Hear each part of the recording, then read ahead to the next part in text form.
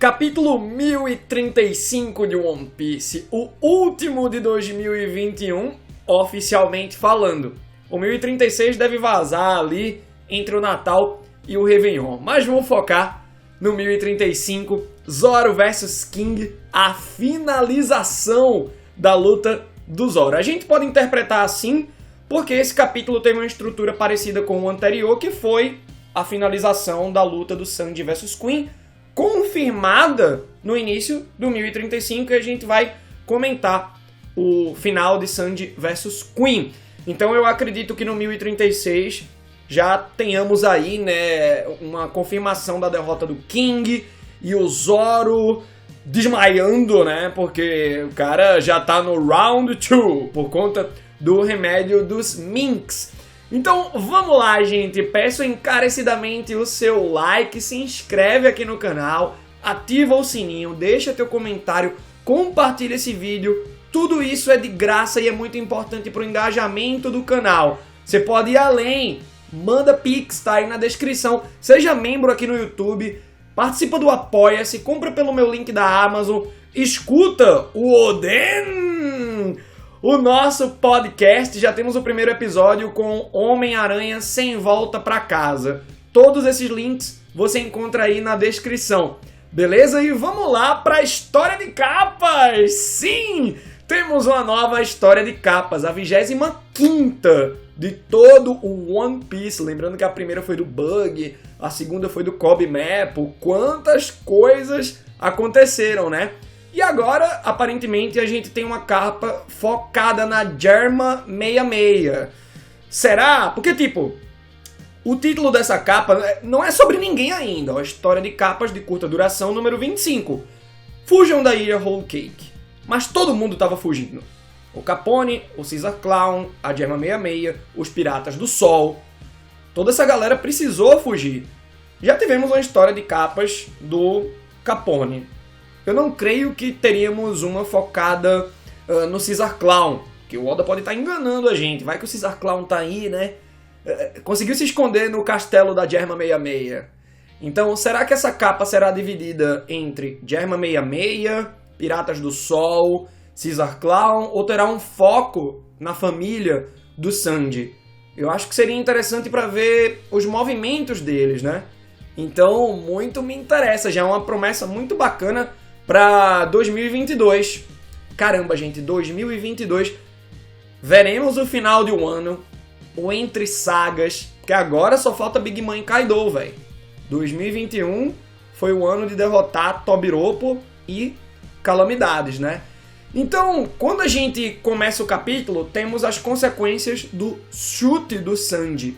Ifrit Jumbo. Que potência! O Sanji descreveu. E eu tinha criticado isso, que o Oda ele precisou ser muito expositivo no texto, sendo que eu queria que ele também tivesse sido expositivo na imagem, afinal o quadrinho é a harmonia de texto e imagem. Só que aqui a gente tem a exposição do quão o Sanji está poderoso graficamente. Porque o chute do Sanji mandou o Queen para fora da ilha. Gente, o Queen, a gente consegue ver um plano aberto de Onigashima, e Onigashima tá longe. A gente vê até, né, o bordel ali por baixo, umas nuvens onde tá rolando o Luffy versus Kaido. Então, tipo, o Sanji, já sendo aquela potência que ele é, e ainda por conta do despertar do seu fator de linhagem, que deve ser baseado nos Lunarianos, né? Isso não foi explicado. O Queen apagou e talvez só vejamos mais sobre o Mads e sobre a estrutura do Sanji, de onde ela veio, qual foi a base lunariana. Mais pra frente, quando rolar algum diálogo com o Vegapunk. Então, o Oda, ele plantou sementes, desenvolveu outras, e o cara tá mais rápido, ao ponto que ele fica invisível na sua velocidade. Ele tá mais forte, ele tá mais resistente. Uou, Diable Jump saindo até raio, hack do armamento, tudo isso junto mandou o Queen pra longe. É muito absurdo, gente. E vejam que o Sanji, ele ainda tirou um tempinho pra pegar o Chuji, que é o ratinho da Osome. aquela geisha que a gente tinha pensado que o Sanji tinha batido, né? Não, foi o Queen, e ele protegeu o ratinho e entrega pra ela. E vejam como ela fica, né? Meu Deus! Como o Sanji conquista sem perceber através da sua gentileza, no natural dele. Quando ele vê uma mulher, ele fica nervoso e vai pras cantadas bregas ou para aquele lado mais abusivo que a gente não curte muito. Então, o Sanji não precisa disso. É só ele ser gentil, ele conquistou a Purin. E ele, por que não interpretar assim, conquistou a Osome. E ele finalmente desmaia. Então, a gente brincou muito que o Sanji virou Chuck Norris. Porém, tem uns limites aí. Gente, é calamidade. Vamos excluir o Jack. Sempre o Jack é o coitado, né? Mas o Queen e o King, vamos dizer assim, são os Katakuri da vez, velho. Então, olha o Escalation, né? Aquele que foi um páreo pro Ruffy.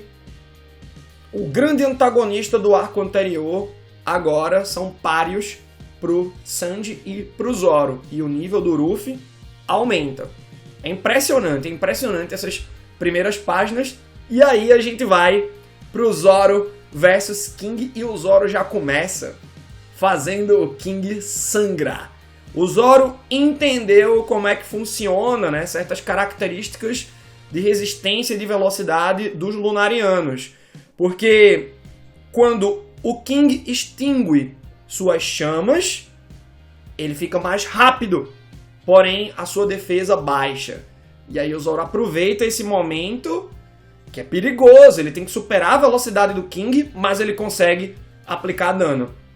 E aí finalmente a gente vê o King sem máscara. E os lacaios do Kaido também vêm. Curioso, porque eles tinham sido apagados pelo hack do Rei do Zoro, naquela skill do hack do Rei de explosão de aura, né? E isso só mostra como o Zoro ainda precisa evoluir, que ele tá entendendo a mensagem agora, a ficha ainda tá caindo, porque essa galera consegue se levantar. Claro que rola uma mescla de... é um pouco de demérito do Zoro em questão de hack do Rei, porque ele tá entendendo agora o que é que tá acontecendo, e um pouco de mérito dos minions do Kaido. Isso só prova como a camada de base do Kaido já é absurda.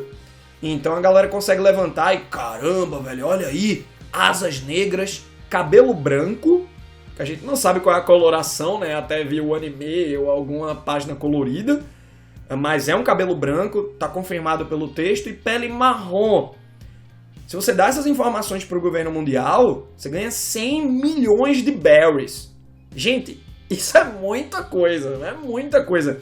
É a recompensa do Ruffy depois de Alabasta, saca? Então, para vocês verem como a raça dos Lunarianos é importante pro governo mundial. O King tá vendo que os seus lacaios viram seu rosto, e aí a gente vai para uma das melhores páginas de todo o One Piece em questão de composição pelo Eiichiro Oda. Porque, pessoal, saca só a movimentação da coisa, a tridimensionalização que o Oda manda na página. Primeiro a gente vê o King sacando a espada dele pro lado, e essas chamas vão guiando nossa leitura até o King que popa da página. É o King grandão e já colocando a espada pra frente. E na frente da espada dele tá que quadrinho?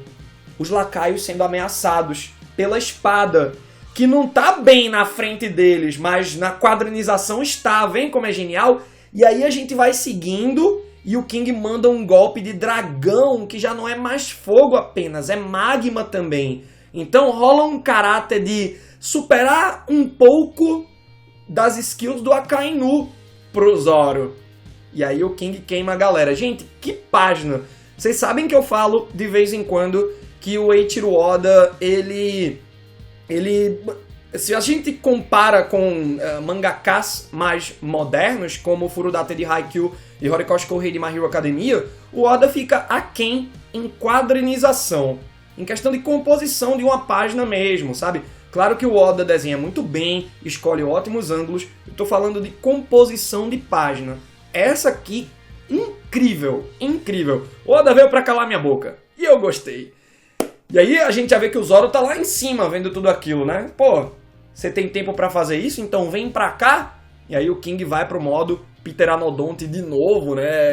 Fica mais tosquinho ele sem a máscara, ele vai atirando chamas e o Zoro tendo que defender daquilo tudo. Realmente a batalha que mais exigiu... Eita! A batalha que mais exigiu do Zoro. E é muito interessante que teve um flashback do Zoro e teve um flashback do King, né? É impressionante, velho. O Zoro... Mas a gente chega lá, calma. O Zoro, ele começa a perceber, pô, eu não tenho muito tempo. Se eu prolongar essa luta, essa espada vai me matar. É por conta da Emma também, que tá exigindo muito dele, mas por conta do efeito do remédio Mink também. Mas o Oda não fala muito sobre o remédio, então é mais a relação do Zoro com a espada, né? Então é muito interessante também uma linha de fala do Zoro em que ele diz: vocês já reinaram por tempo demais, esvaziem o trono. Véi, como o mundo vai se transformar? E aí é que começa... Quer dizer, é aí que continua o Hype Train no Zoro, porque ele manda o N.O. Santorio. Gente, esse é o estilo das 3 espadas. Só que é o estilo das 3 espadas do Rei dos Demônios. Eu separei umas anotações aqui pra vocês sobre os estilos do Zoro. Vocês sabem a diferença do Iai e do Ougi? Algumas pessoas não sabem, eu acho que é legal a gente explicar. O Zoro, ele tem o Iai quando ele tá com uma espada, quando ele tá com 2 espadas, quando ele tá com 3 espadas. O Iai do Itorio é o Shish Son Son, ou a variação Shi Shish Son Son. No Nitoryu Iai, a gente tem o Rashomon. E aí, no Santoryu, a gente tem uma parada chamada Ougi. Porque o Zoro é que domina essa técnica de 3 espadas. Então, por exemplo, a gente falou mais cedo no anime, o Oden, ele tem o Nitoryu Ougi dele, né? É a técnica secreta do Oden. Então, qual é a técnica secreta do Zoro que ele desenvolveu? Né? O Sanzen Shikai. Também tem outra, né? O Hokudo no Tsuji. E também tem a variação do Sanzen Shikai, o Ichidai Sanzen Daisen Shikai, que ele executa contra o Pika. E agora, gente, eu creio que o Zoro ele criou um outro estilo por conta do hack do armamento do rei que ele executa nesse capítulo, ele emana o armamento do rei, e esse é o estilo que a gente acabou de dublar, né? N.O. Santorio! O estilo das 3 espadas do Rei do Inferno. E... vamos lá, ele aplica um golpe no King chamado Rengoku Onigiri a partir do N.O. Santorio. Mas a gente não vê aqui o armamento do rei, que são os raios de hack do armamento seguindo a trajetória da espada. E aí temos o flashback do King. Impressionante ver que ele estava sendo uma cobaia em Punk Hazard pro Vegapunk. Você fica, né? Caramba, qual é a postura do Vegapunk? Ele é bom? Ele é ruim? O cara tava experimentando, mas será que é obrigado pela marinha? O que é que rola? É um personagem envolto em mistérios que a gente fica muito curioso, né? E o Kaido também tava sendo cobaia lá. E é o momento em que o Kaido conhece o King. É o braço direito do Kaido. A gente teve até um color spread recente com os braços direitos dos capitães, né, de One Piece. Então o King é o do Kaido, o do Heidi foi o do Roger, e assim por diante. Sabo é o do Dragon, o Zoro é o do Ruffy. E se o Kaido tá conhecendo o King nesse momento em Punk Hazard, e o King tava passando por um teste de resistência, hein? Eram pesquisas de resistência para serem aplicadas em quê? Em pacifistas? Será que... porque o Mads estava ali, né, rolando. Então será que o Queen já estava em Punk Hazard e foi o Queen que soltou o Kaido de repente? Né? Bom, o Kaido deveria estar aí por conta da derrota dos Piratas Rocks. Então isso deve ser o quê? Há 40 anos, por aí, né?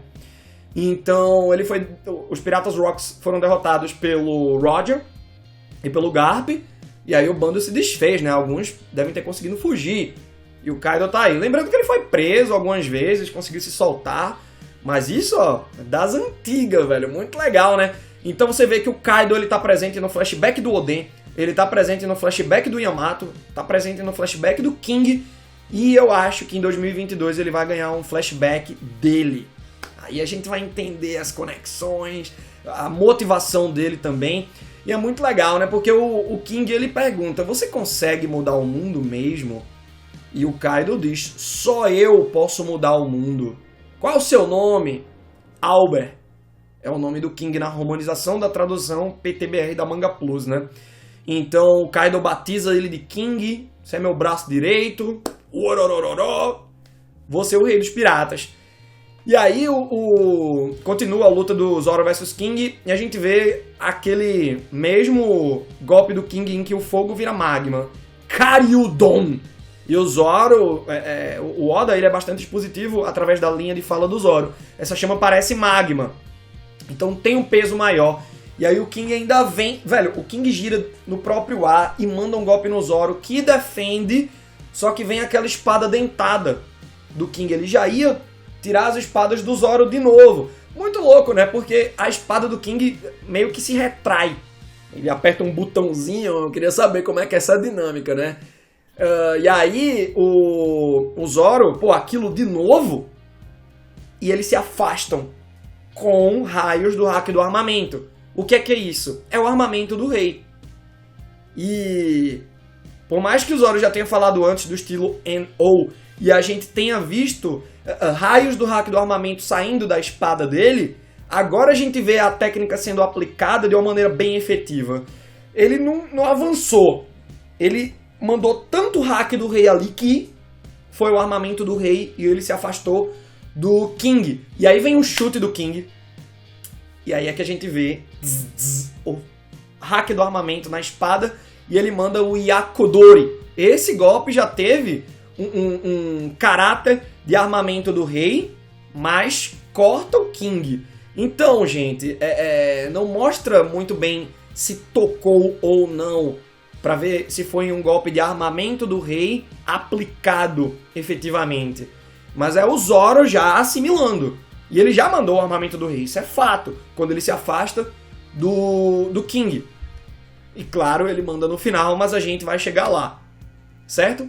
O King, eles vão se enfrentando, vão trocando golpes. Pô, você entendeu como é que funcionam as coisas? Sim, eu entendi. E aí o King vira Pteranodonte, pega, né, uma distância do Zoro e manda o Omori Karyudon, que é um dragão gigante de magma. E o Zoro vai pra cima. E aí que a gente tem aquela explosão de catarse do final do capítulo.